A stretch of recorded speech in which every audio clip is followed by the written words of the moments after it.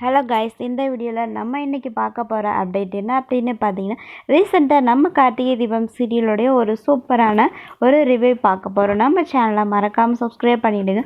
பக்கத்தில் bell icon இருக்கும், அதையும் ப்ரெஸ் பண்ணிடுங்க. வாங்க வீடியோக்குள்ளே போகலாம். எப்படியாச்சும் சாமுண்டீஸ்வரி தன்னோட ஃப்ரெண்டு கண்டிப்பாக இந்த பந்தக்கால் நடுற ஃபங்க்ஷனுக்கு வரணும் அப்படின்னு சொல்லி அவங்கள எதிர்பார்த்து காத்துக்கிட்டு இருக்காங்க. ஆனால் யாருமே எதிர்பாராத விதமாக அவங்களுக்கு பார்த்திங்கன்னா பயங்கரமாக ஒரு ஆக்சிடெண்ட் ஆகுது.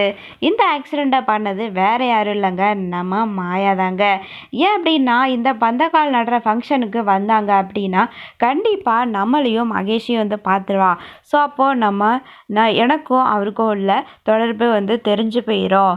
அதுக்கப்புறம் அவங்களுடைய கல்யாணம் நடக்காமல் போயிடும். அதுக்கப்புறம் நம்ம எப்படி வசதியாக வாழ்கிறது அப்படின்னு சொல்லி மாயா ஒரு திட்டம் போடுறாங்க. ஸோ மாயா என்ன பண்ணுறாங்கன்னா, இந்த ஃபங்க்ஷனில் நம்ம இப்போதைக்கு கொஞ்சம் நேரத்துக்கு நம்ம இருக்கக்கூடாது அப்படின்னு சொல்லிட்டு மாயா என்ன பண்ணுறாங்கன்னா, அந்த டாக்டரை தேடி போகிறாங்க. டாக்டரை தேடி போகிறாங்க. ஆனால் டாக்டர் கிளம்பிடுறாங்க. ஸோ கொஞ்ச நேரத்தில் பார்த்திங்கன்னா அவங்களுக்கு அவங்களுடைய காரில் என்ன பண்ணுறாங்கன்னா, அதாவது ஏசியெல்லாம் இருக்கும் இல்லையா, ஸோ அந்த மிஷினில் அவங்க மயக்க மருந்தை கலந்துடுறாங்க.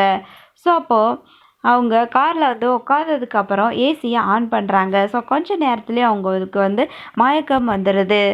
ஸோ இவங்க மயக்கம் வந்தபடியே ஏதோ ஒரு இடத்துல போய் அவங்க முட்டிடுறாங்க. இதுக்கப்புறம் தான் டாக்டருக்கு அவங்களுடைய அதாவது டைரக்டர் பயங்கரமான ஒரு ட்விஸ்ட் வச்சுருக்காங்க. அப்பாடா, இதுக்கப்புறமாவது எப்படியாச்சும் வேறு மாதிரி கதையை கொண்டு போவாங்க அப்படின்னு நம்ம எதிர்பார்த்தோம். ஆனால் இதுலேயும் ஒரு ட்விஸ்ட்டை வச்சுருக்காங்க. ஸோ டாக்டருக்கு அடிபட்டுருச்சு, ஹாஸ்பிட்டலில் இருக்காங்க அப்படின்னு சொல்லி செய்தி நம்ம சாமுண்டீஸ்வரிக்கு வருது. ஸோ பரவாயில்ல, ஸோ நம்ம இந்த பந்தக்கால் நடுற ஃபங்க்ஷனை முடிச்சுட்டு டைரெக்டாக பொண்ணு மாப்பிள்ளையும் கொண்டு போய் அவங்கக்கிட்ட காட்டிட்டு நம்ம கூட்டிகிட்டு வரலாம் அப்படின்னு சொல்லி பிளான் பண்ணுறாங்க. அப்பாடா அப்படின்ட்டு இருந்தோம். ஆனால் இதில் தான் இன்னொரு டெஸ்ட் வச்சுருக்காங்க. அது என்ன அப்படின்னு பார்த்தீங்கன்னா, டாக்டருக்கு ஆக்சிடெண்ட் ஆச்சு, ஆனால் எங்கே அடிபட்டுச்சுன்னு யாருக்காச்சும் தெரிஞ்சதா? இல்லை, இதுதான் ஒரு டெஸ்ட். ஸோ இப்போது நம்ம டாக்டருக்கு பார்த்திங்கன்னா கண்ணில் தான் அடிபட்டிருக்கு. ஸோ கார் ஆக்சிடெண்ட் ஆனதில் அந்த காரில் உள்ள கண்ணாடி துகள்கள் எல்லாம் அவங்களுடைய கண்ணில் குத்திடுது. ஸோ அவங்களுக்கு கண் பார்த்திங்கன்னா ரொம்பவே டேமேஜாக இருக்குது. அதனால் கண்ணில் அவங்களுக்கு கட்டு போட்டு விட்டுறாங்க.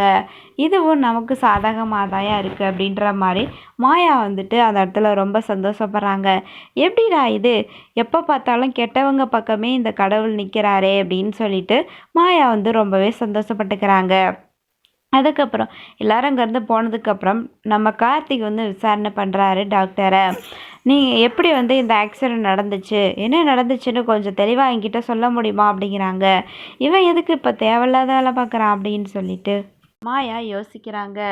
அது மட்டும் இல்லாமல் நம்ம கார்த்திக் பார்த்திங்கன்னா எப்படி என்ன நடந்துச்சு, காரில் போயிட்டு இருக்கும்போது ஏசியை ஆன் பண்ணேன், ஆனால் கொஞ்ச நேரத்துலேயும் அந்த காருக்குள்ளேயே எனக்கு மயக்கம் வந்துருச்சு.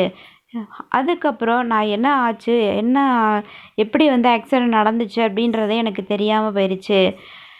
கண்டிப்பாக அந்த ஏர்குள்ளே தான் ஏதோ ஒரு பிரச்சனை இருந்திருக்கும் அப்படின்னு சொல்லிட்டு நம்ம கார்த்திக் போய் செக் பண்ணலான்னு போகிறாரு. அதுக்கு முன்னாடி மாயா ஓடி போய் அந்த ஏசியில் இருக்க அந்த மிஷினை தூக்கி போட்டுடுறாங்க. அதாவது மயக்க மருந்து அந்த ஸ்ப்ரே வச்சாங்க இல்லையா, அதை எடுத்து அங்கே உடச்சி போட்டுடுறாங்க. கார்த்திக் அந்த காரை பார்த்துட்டு ஒன்றும் இல்லை அப்படின்னு சொல்லிட்டு போயிடுறாரு. இதோட தான் முடிச்சிருக்காங்க.